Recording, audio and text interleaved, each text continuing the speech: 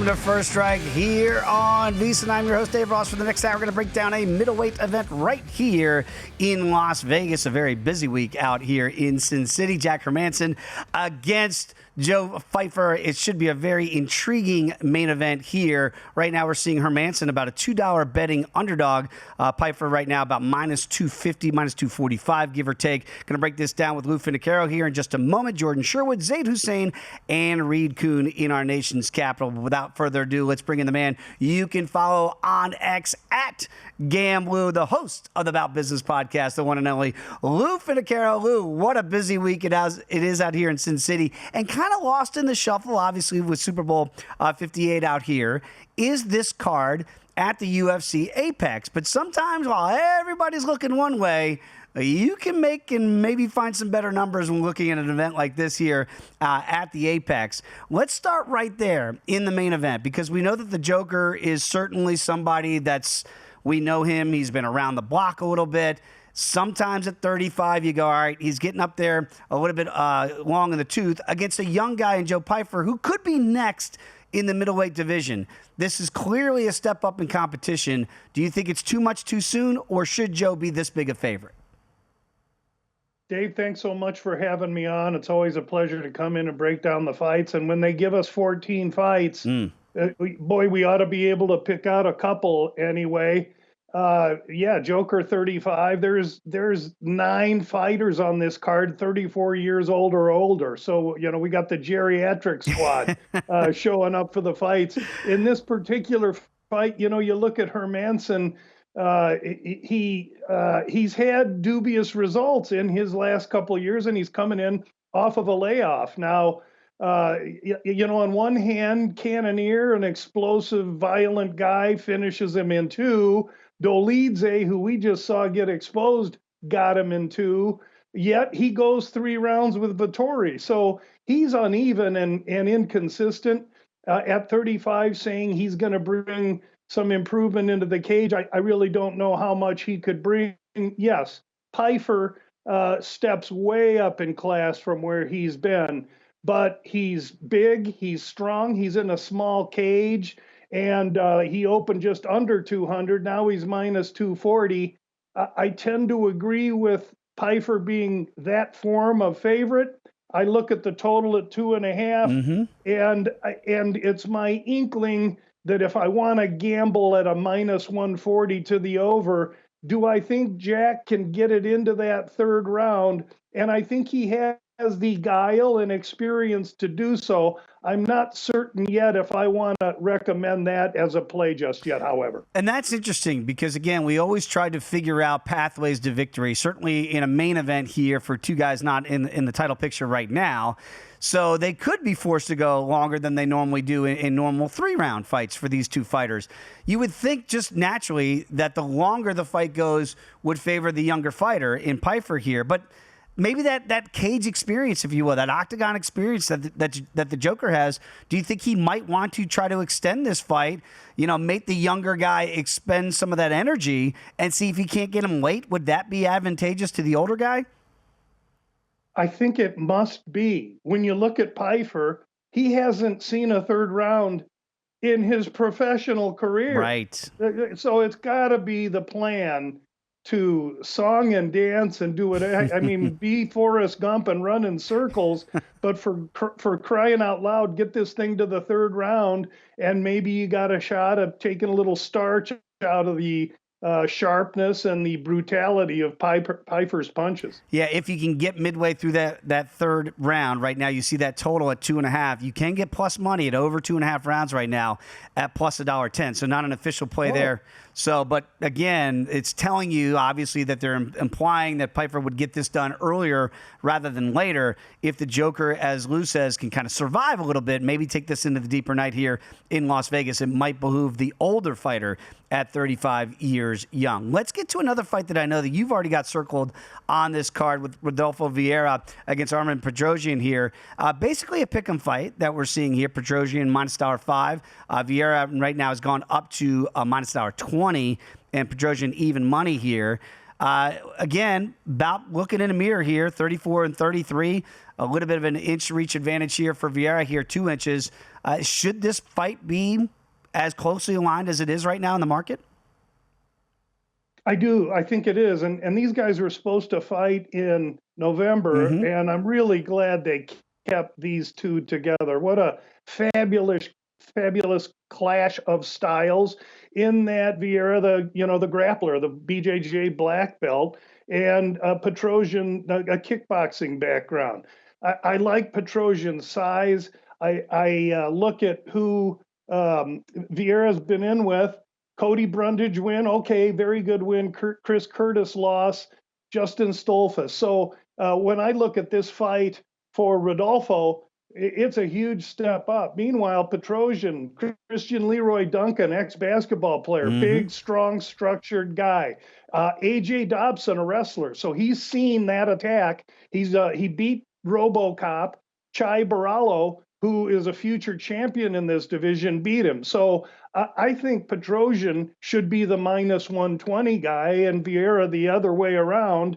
And I've bet that already in that regard. And I would suggest listeners consider that. You see here the total for this potential 3-round fight is set at 1.5, juiced heavily to the over at minus $1.70. Is this the type of fight where you think Petrosian could get potentially a KO, TKO, or DQ win at plus 250, or more than likely hits the cards? If it just hits the cards without picking a winner, it's plus $1.60. Do you think this has got too much finishing potential that you'd avoid that prop, Lou?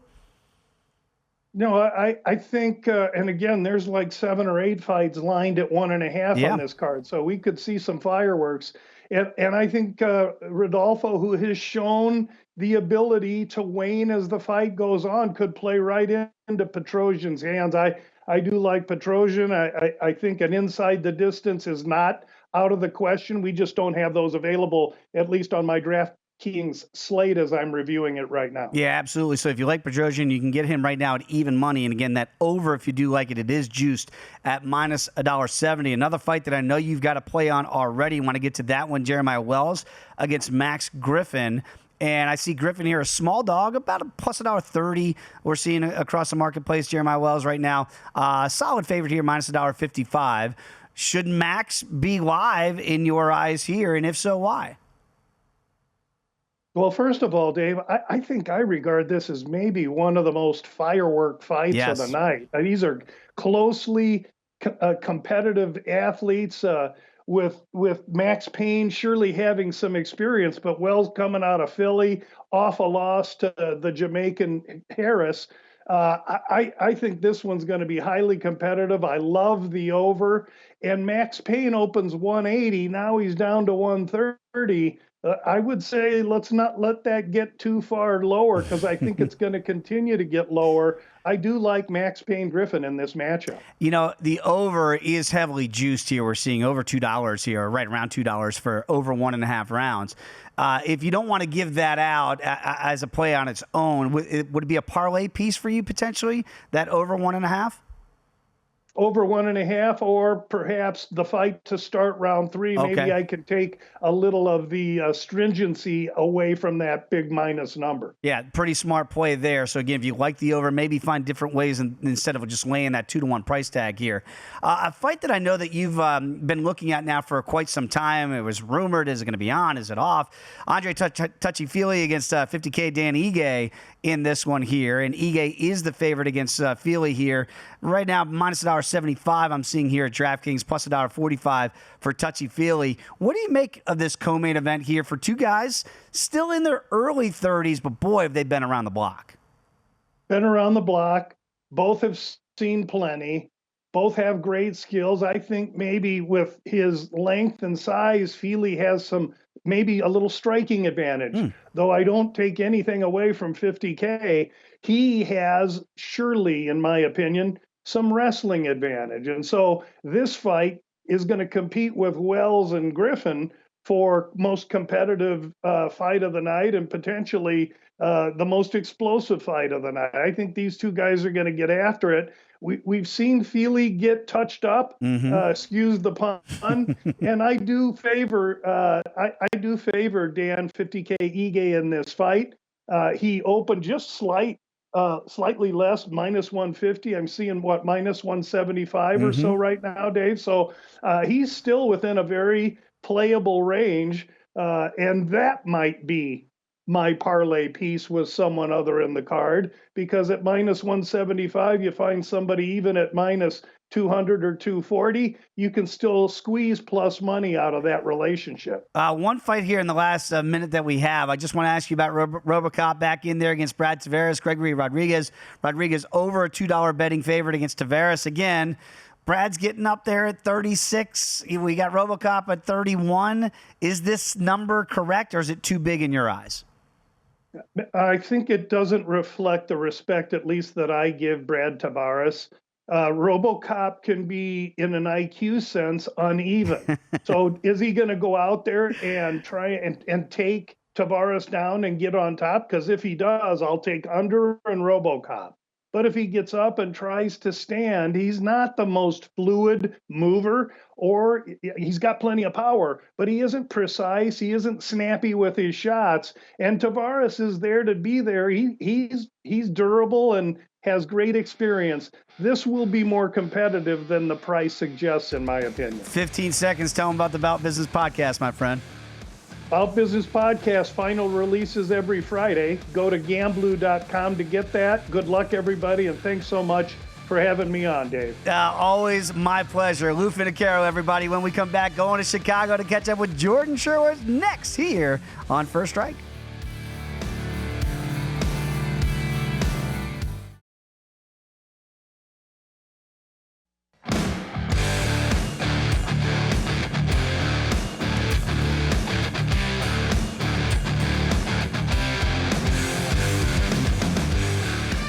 Before you make your next bet, be sure to visit VSiN.com. Check the current betting splits data.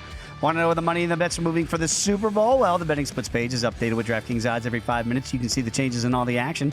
Find out where the public is betting based on the number of tickets or where the money doesn't match the public opinion. We're always improving our betting splits and recently added soccer betting splits from around the world. Betting splits are another way VSiN is here to make you a smarter, better year-round. Check out today's betting splits for every game at VSiN.com/splits. Back here on First Strike, a pleasure once again to go out to the great city of Chicago to catch up with our guy Jordan Sherwood. You can follow him on X, as I do, at Wood on ESPN 1000. Jordan, before we get to your picks for this, it's the Super Bowl week. I don't know if you've heard. It's crazy out here. They're asking Brock Purdy, Patrick Mahomes, George Kittle, what should the Bears do at number one? This is insane. So I got to ask you, what are the Bears going to do at number one? I think all signs point to Caleb Williams, them keeping the pick. Whoa. Trading Justin Fields. Whoa. Continuing to surround the quarterback position with whatever value they can and taking what in many people's minds is a can't-miss quarterback. And I think personally what speaks to me is the decision they're going to go that way is because of the coaching staff.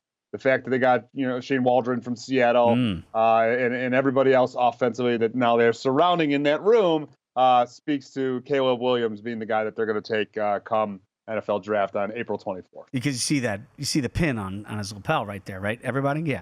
There it is. So I had to ask a Bears question. All right, let's get to what we think is going to happen this week out here in Las Vegas at UFC Apex. And in that main event, you look at Joe Pyfer, and again, the age normally is a glaring thing at 27 versus the Joker, Jack Hermansson, at 35. Yet, the experience factor is going to be on the side of the veteran here. Is that enough to sway you that the vet's got a fighting shot, or do you think Pyfer really is the next, if you will, in the middleweight division? Well, it would be enough for me to question and take a hard look at it because Jack Hermansson's been in there with the best at 185 pounds, and this is a dramatic step up in competition for Pyfer. My issue is I go back and look at actually the fight that Hermansson had against Jared Cannonier in a main event fight that was showcasing him. He was the next big thing. I think he had just come off of a big win over Jacare in South Florida, and he won the first round with his aggressiveness, his takedowns, but fight-changing power that Jared Cannonier possesses ended the fight very quickly for Jack Hermansson. And I think the same. I think Joe Pyfer fights similar to that of Jared Cannonier, who has a good, strong base from a wrestling standpoint and just has some fight-changing power that's really unique for the 185-pound division. So if Pyfer can handle, this situation in the Apex main event, not really worried about it, not the bright lights, not necessarily there. even though it's Super Bowl weekend in Vegas. But I think just stylistically, Hermansson might have an earlier edge with the grappling, the aggression, but at some point, his chin's going to be exposed, and we've seen Hermansson, as I alluded to with the Cannonier fight and some of the other fights that he's had, get knocked out. So I think Joe Pyfer gets his hand raised. It's probably, Dave, a little bit of too much of a risk, so I think you probably stuff him into a parlay, and I think you try and find some unique propositions. You see him there on the screen. I would look at a KO prop. I think Joe Pyfer's got that fight-changing power to end Jack Hermansson's night, and obviously he has 5 rounds to do it. You know, it's interesting you mentioned that, you know, it's here at UFC Apex. It's not at T-Mobile, and so there's no crowd, right? And does that change your handicaps at all based on the venue? Because you go, oh, main event, bright lights, but it's different. It's just different when it's at a muted event versus when there's a crowd, and maybe a younger fighter could be a little bit awed, as we see over in the O2 or other places where raucous crowds happen. I don't think it's that. I think it's the crowd reaction, the strikes that we've talked about before on the podcast, whether it be like Brazilian, reaction to Brazilian fighters, or when they go to London, or we were talking about 2 weeks ago, 3 weeks ago, whatever it was in Canada. Yeah. I think fans can change the opinions of judges. I don't think that the atmosphere per se, but I do think the smaller apex favors Pyfer. I do think that Jack Hermansson needs a bigger octagon to operate and get his timing, get his takedowns that sometimes come from half the octagon away. Right. He's not going to have that advantage in the smaller octagon at the apex. Yeah, and again, Hermansson, very awkward fighter in there sometimes. He might not be as elusive here in that smaller octagon to the Pyfer side, that is for sure. Let's go to the co-main event here with Dan 50K Ige against Andre Touchy-Feely. Feely, a dog in this one at plus $1.45. Again, both guys kind of looking at each other. Obviously, Feely's got the reach advantage at 74 versus 71 inches, but same age, 32, 33, getting long in the tooth. Both these guys are certainly ring warriors in there, octagon veterans. What do you make of the dog in this case, and do you think it's a firefight for potentially 3 rounds? Yeah, I think this is fight of the night, written all over it. If your book offers one of those props, I certainly wouldn't mind putting a little sprinkle on that happening. I'm going recency bias here. We can keep thinking that, Andre Touchy-Feely has been around forever.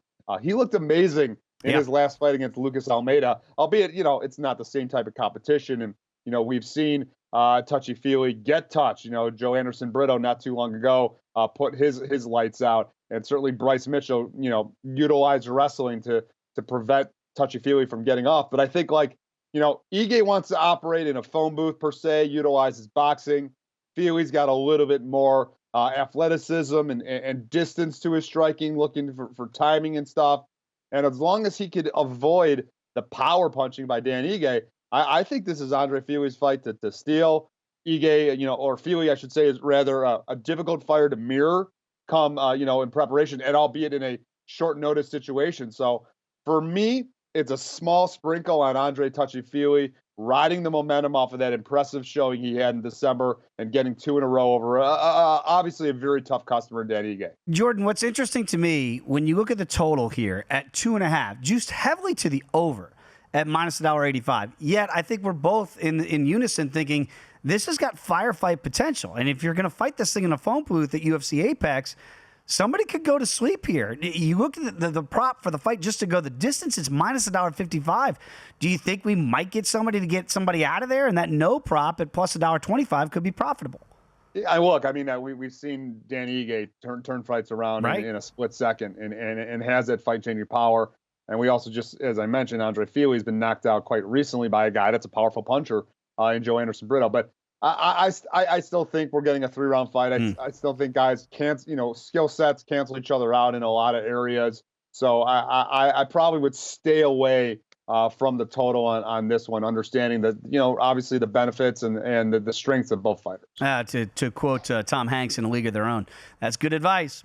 Let's get to Rodolfo Vieira here against Armen Petrosyan. And you look at this one, Petrosyan about even money right here was a small dog now, basically even. Vieira here minus $1.20 for these middleweights at 185. What do you make of this matchup here?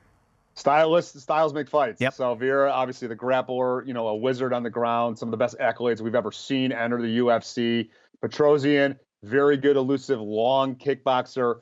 very good takedown defense. A lot of people don't talk about that. So, and I think that's going to be the key. I think we've seen what happens when he wins fights. He gets fights quickly to the ground, and then he operates and gets a submission.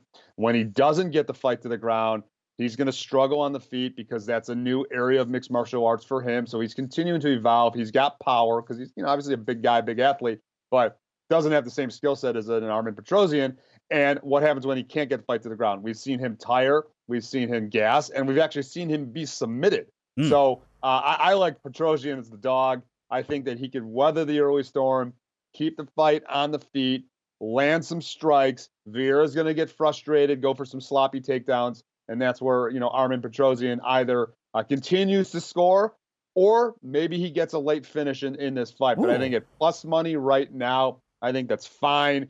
Take that. I like him being able to keep it on the feet enough and avoid the ground to get 2 rounds out of 3 in his back pocket. By the way, the over in this one is set at 1.5, juiced heavily to that over right now. Actually, not about $1.75 what I'm seeing here for a round and a half right now for that fight to go deep into that second round. We've got about 90 seconds to go. I want to ask you about one more fight that I know you've got to play on, Devin Clark against Marcin Prachnio. Prachnio right now, a solid dog, see about a plus $1.80. Is he live, or do you think this is one-way traffic with Devin?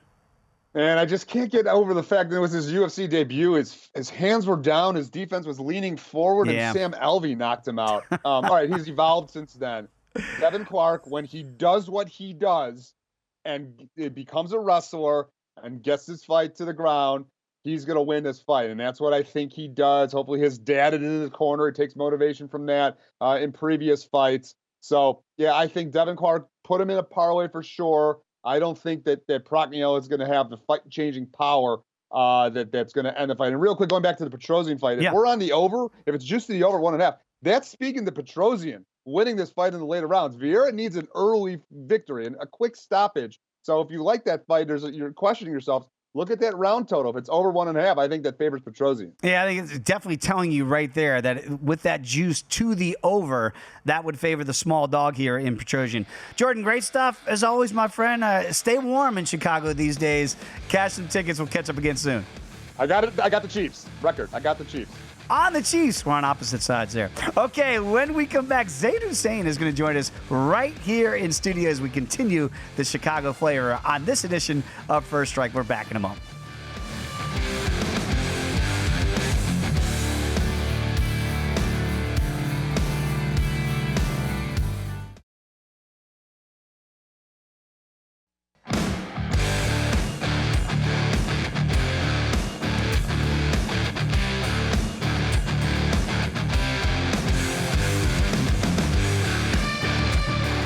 If you haven't done so already, what are you waiting for? Check out the new VSiN.com.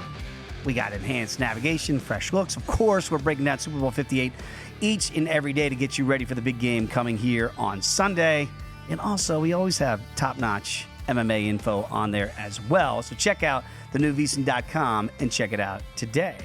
As I said, continuing the Chicago flavor out here in the desert. A pleasure to be joined in studio by the one and only Zayd Hussein. Follow him on X as I do at Zayd_Hussein. Zayd, it's great to have you out here. You're almost like, at this point, you're like half Chicago, half Vegas. For sure. Are you just getting away from the weather? Yeah, you have to. But over here, I came, and it's almost Chicago weather out here right now. I mean, what's going on over here? It's cold. It's rainy. It's make you feel at home. Yeah, right at home. We just had Jordan Sherwood on, obviously. Talked a lot about this card. But I want to get to one fight that you have a play on that we haven't talked about yet. And it does have a Chicago flavor to it. It's Darius Flowers against Michael the Menace Johnson. Now, you know how Darius has been training in Chicago. Tell us a little bit, pull back the curtain of what you see in him. Yeah, so Darius Flowers took a fight on the Contender series real recently, and what he was able to do is win the fight by literally just a slam, which we've seen a slam KO a lot. Yep. So he takes that fight, training out of Chicago Fight Team, Bilal Muhammad, a lot of respected fighters over there as well, amateur especially. And then now you look at Darius, he took a fight on short notice against a Jake Matthews, who was a big favorite in that fight, week notice. Now he comes in against Michael Johnson, 37 years old, Johnson coming off of a brutal KO loss, and now Darius, 4 months to prepare, showed up to Vegas, has been nonstop training here, training with multiple gyms, different coaches, and he has a lot of good looks. I think he shines here this weekend. And as an underdog. At plus money, at plus $1.05, that's certainly enticing to yours truly. When I see the total posted at a round and a half and basically slightly juiced to the over at minus $1.20, it does kind of show that Flowers, that's the side we're looking at, does a shorter fight favor Flowers, or do you think that Johnson, with the experience, might want to stay away from the younger buck early on in this fight? Yeah, for me, this fight reads Flowers early, Johnson late.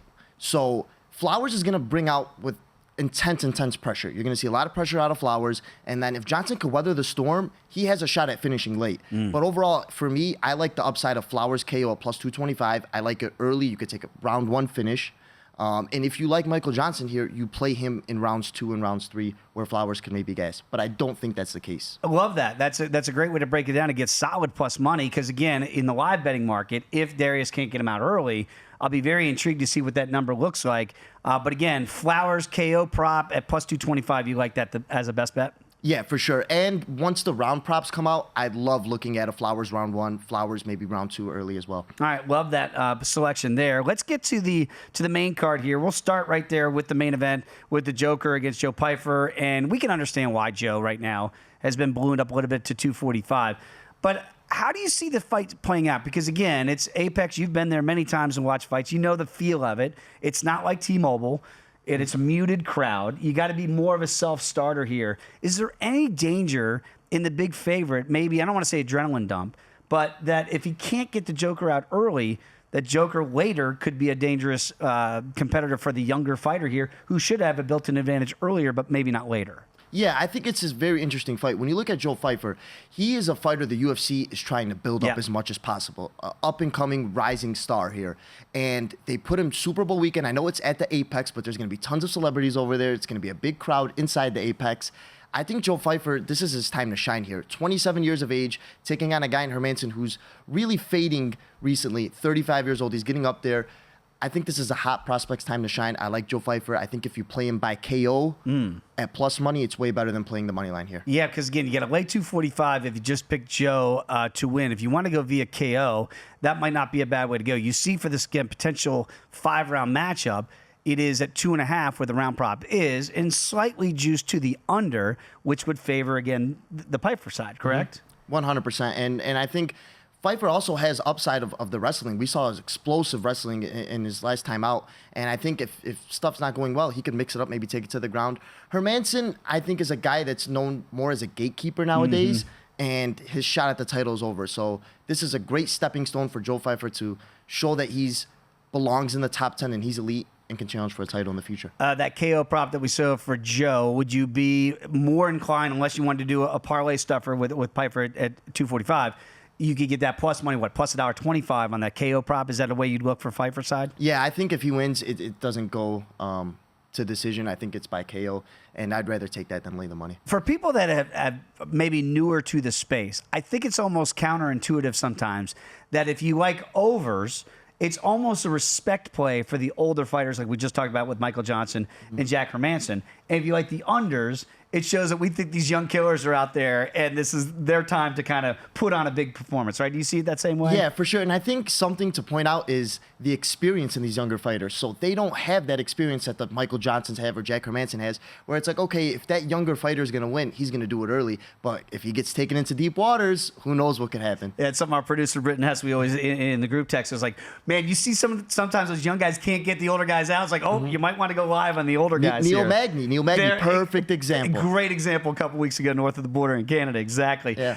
Let's get to another one of those fights. Now, both these guys are about the same age when we look at Dan 50K Ige against Andre Touchy-Feely. So both these guys have been around the block. It's not kind of the comparison that we just had in those two fights.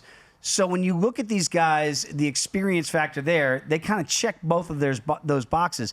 Are we looking at fight of the night potentially in this co-main event? I think we could really see one. Honestly, when you look at Ige, he's a guy that he fought against Bryce Mitchell. He fought Movsar Evloev. We know how good Evloev is, and we know how good Mitchell is wrestling-wise. Now, this is a fight where both guys are going to be standing and banging. Feely shouldn't be able to keep him down and wrestle him here. I like this to be a stand and bang fight. I like Ige by knockout. Give me him at plus whatever. I think it's plus 265. There you go. Yeah. So Plus again, you're going to 265. go. Would you look at the win by finish is plus 215, but really sub? That doesn't seem like a likely outcome for 50K, right? Yeah, I think these guys stand and bank here, and overall, Ige in the pocket is a very, very dangerous fighter, and he's going to get to show it this weekend because he's not facing a Bryce Mitchell or a Evloev who's just going to wrestle him the whole time. Feely will stand and bank here. And what's interesting to me is you look at the prop for the fight just to go the distance. Okay, without picking a winner, you're getting plus money at plus $1.25. And I know you like the Ige side at plus 265, but would you also be intrigued just in case? It's almost like a hedge, but still could win both sides. Yeah, I mean, if you think Feely has value here and you think he could get it done, you 100% play the fight doesn't go the distance because one of these guys, I think, are getting a finish here. It's Super Bowl weekend. Fighters are going to be fired up here to get some finishes.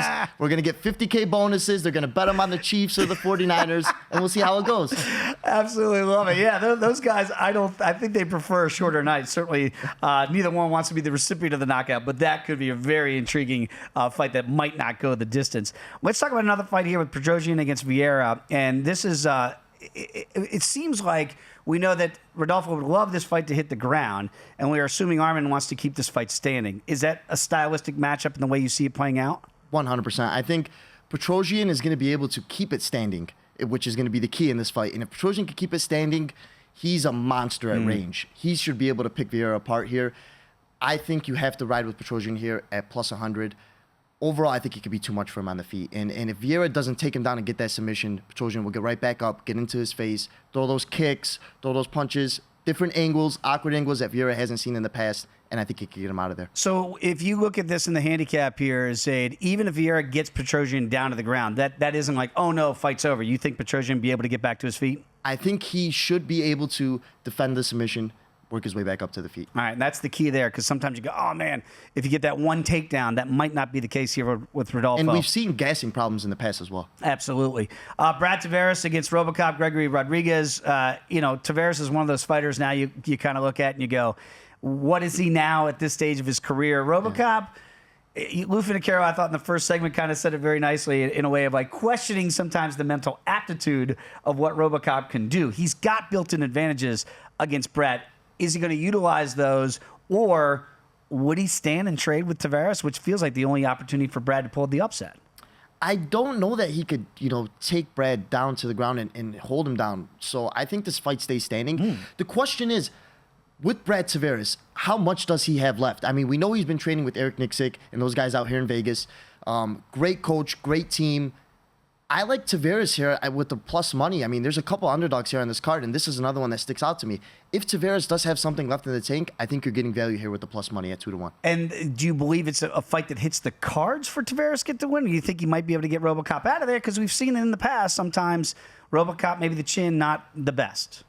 I think this is a fight where it could go kind of either way. He could pepper him up with strikes throughout the rounds, and it could lead to a finish. But overall, I think you play it the safe way if you're taking the underdog and you take the 2-1 on your money. All right, since you're out here, Zayd, I got to ask you, if whoever gets the fight of the night, 50K bonus, who would you advise them to put the money on the Super Bowl? We're taking all the money and we're putting it on the San Francisco 49ers. He's rolling it over. The 49ers. Lay the two, so says Zayd Hussein. Zayd, great having you out here, my friend. Thanks, brother. Always enjoy having you in studio. All right, when we come back, we're going to the nation's capital and catch up with Reed Kuhn. That's next right here on First Strike.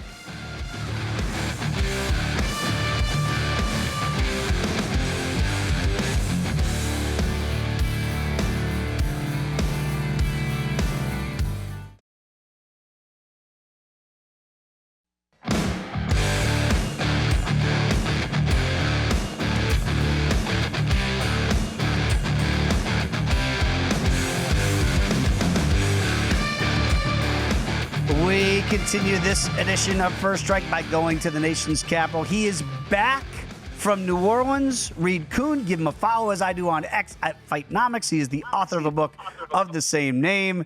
Reed, how was New Orleans? Was the cuisine as good as you remember it to be? The scene was good. I'd say the karaoke scene was even better. Getting to see some people, get up there, group style with instruments. Karaoke has gone to a whole new level. I didn't even know this existed. But that was the highlight of the trip. Is there any video of you doing any karaoke that we might be able to get our I think hands on? I smartly was taking the video, not in front of the video. Yeah, I was going to say, a producer extraordinaire, Britton Hess, finds that. We're putting that on First Strike. Let's get to your plays this week out here at UFC Apex. I want to start off with a couple dogs that might be live for you, could be barking. And in the main event, I am fascinated when I look at the Joker, Jack Hermansson, here against Joe Pyfer, because it is at UFC Apex. It's a muted crowd. It is potentially 5 rounds, obviously, as a main event. But does the muted crowd, without fighting at T-Mobile or wherever else it might be a main event with a big crowd, does that favor the Joker, or do you think it favors the dog or have no impact on your handicap here? I think this one is less about round-to-round scoring and more about the uncertainty of what do we really have in Joe Pyfer. Because clearly he's a good prospect, undefeated in the UFC. He only has 14 minutes of Octagon time, which is not a lot. His numbers look great. He has advantages all up and down the stat line. But how believable is it? What level of talent has he faced? So this is a great litmus test type of fight with Jack Hermansson, who's a veteran. He's been there, hasn't been exceptional, but he's fought some of the best talent in the UFC. So this is a great test to see if that prospect really is the prospect we hope he is. On the other hand, uncertainty creates some opportunity. And if I'm going to be betting on this, it's probably a dog or pass situation because Hermansson is tested. He is talented. He is a dual threat guy, much more so on the ground, I think, than standing up. And probably that's where he wants to avoid Pyfer.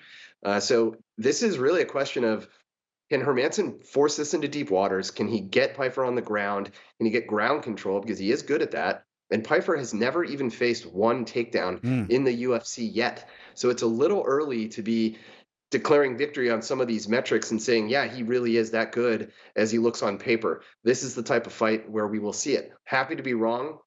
Happy to see him go in there and just light up the cage and score a first round knockout and say, all right, we got a legit contender at middleweight. But in the meantime, I want to be a little bit more conservative and say, if there's value, it's probably that Hermansson might be overlooked. In the prop rounds here for 2.5, it is juiced a little bit to the under, right? Which would go to the Pyfer side. You would imagine here, if you go correlated play, the younger guy getting the Joker out of there, as you mentioned, maybe that first round KO.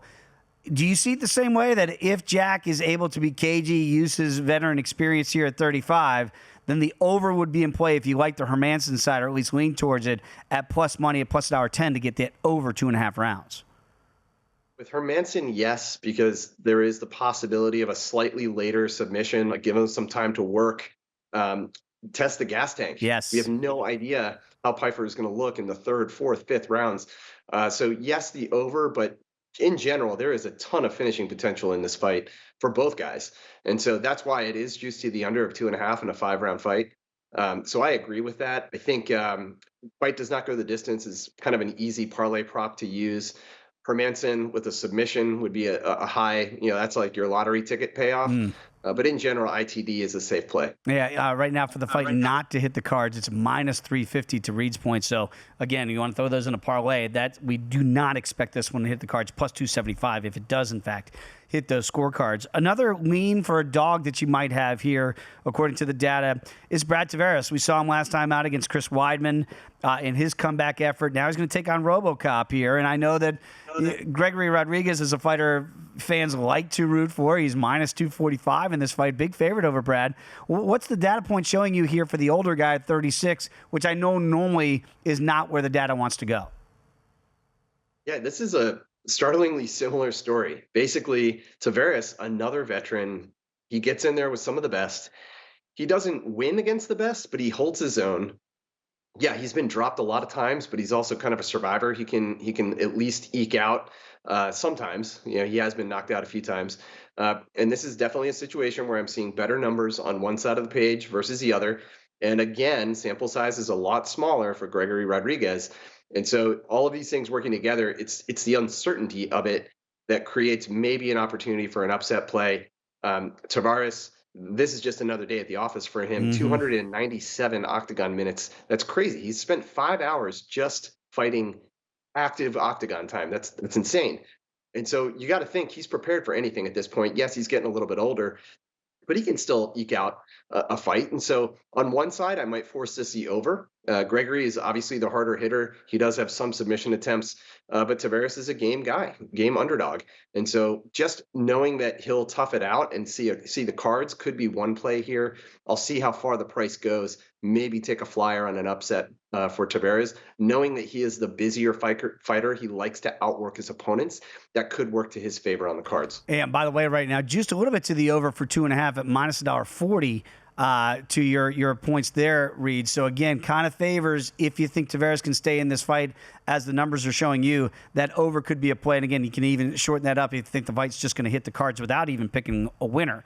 In the co-main event, you got Dan 50K Ige against Andre Fili. Touchy-feely, these guys, we know them well. You got tons of data points on them. What are they showing here? And potentially, it seems to, in popular demand, possibly for fight of the night. Yeah, this should be a fun one because I think it will mostly be a stand-up striking affair. And both guys are fun strikers. They go for broke. They go aggressive. And that shows up in the numbers because they do tend to eat punches as well. Fili a little bit more so. Dan Ige is used to being the smaller guy. That's usually the first thing that jumps off the page. He's much smaller. He's not as rangy. And Andre Fili is one of the rangier guys. But even on paper, it's a 3-year reach differential. It's not huge. He's just going to look a lot taller. And Fili tends to fight long. He likes to lean in, push his shoulders forward when he punches. That really stretches his game. So you hope that Dan doesn't just get caught on the outside trying to get in. I think in a 3-round fight, Dan might know he needs to get aggressive and push the pace and get inside. When he does that, he looks awesome. He is the harder hitter. He is the more accurate hitter. And I think that's going to be the difference. I think he is going to test the chin of Fili at some point. He's not this young alpha male prospect anymore. He's been in the game a long time. He's taken some damage and he's more damaged and his defense is less. So I think all those add up to this kind of plays to Dan Ige's strength, and the size difference. Yes, meaningful, but I don't think it will be the game changer here. Do you see finishing potential here because of the chin, or they're so durable on the other side? You see it is juiced to the over heavily, minus $1.85 for over 2.5 rounds.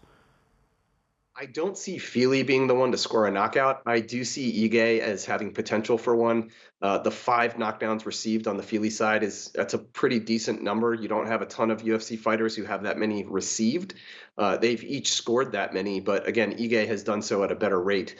So I see more knockout potential on Ige's side than Fili. Reed, with all these kind of older guys in the Octagon on Saturday, it's got to be a delight for you with the numbers that you have. And I want to get to Jeremiah Wells against Max Griffin here. 2 guys, again, we know them well in their Octagon history here. What are the numbers showing you in this matchup? Yeah, this one kind of shocked me. If you had to ask me who has the most dominant ground control of anybody on this card, it's actually Jeremiah Wells by a long shot. So he is spending like half of his time in control on the ground, dominating opponents. And his knockdown rate is exceptionally high because he hasn't landed that many punches, and yet he's scored 2 knockdowns. Now, he's also been dropped himself a couple times in not that much action, so his chin rating looks terrible. And Max Griffin has scored 8 knockdowns. So in a shootout on the feet, I think Max Griffin probably has the advantage, but I don't see it staying there. Jeremiah Wells wastes no time trying to attempt takedowns, and the numbers for Max Griffin are about average in terms of takedown defense and control time. So that tells me this is probably going to hit the mat, and then it is definitely the Wells show, and I think he's going to own it there. I don't know about getting submissions. He does have that in his arsenal. He does attempt them. Griffin's been around long enough, hopefully not to get caught in one early. But I do lean with Jeremiah Wells here. Another veteran, Devin Clark, is over a $2 betting favorite right now against Marcin Prachnio. What do you make of Devin here in this spot? Do the numbers support he should be that big a fave? Yeah, on paper, if you look down that list, again, you see advantages on almost every single metric for Devin Clark. But this is also kind of a personality test. Like, I think both these guys are on the cusp, and they're trying to keep their roster spot. Whereas they're at that age group where it could be one more loss and they're out, and they've been kind of 500 fighters along the way. So that's one element of this. You might look for the personality and who's coming in a little bit more committed, but at least on paper, all of the numbers are siding with Devin Clark. And so that's why I think he's not only a deserving favorite, but we see evidence of it in the numbers. He's also much more likely to take this to the mat. And so better advantages on the hands and the ground advantage, got to go with the favorite. back from New Orleans. I don't see the I Survived the Big Easy t-shirt, Reed, but you should probably get one, my friend. Great stuff, as always. Thanks to Reed Kuhn, Zayd Hussein, Jordan Sherwood, Lou Finocchiaro, Britton Hess, and Rob Moreno, who do a great job putting this show together. Cash some tickets. We'll see you next week right here on First Strike.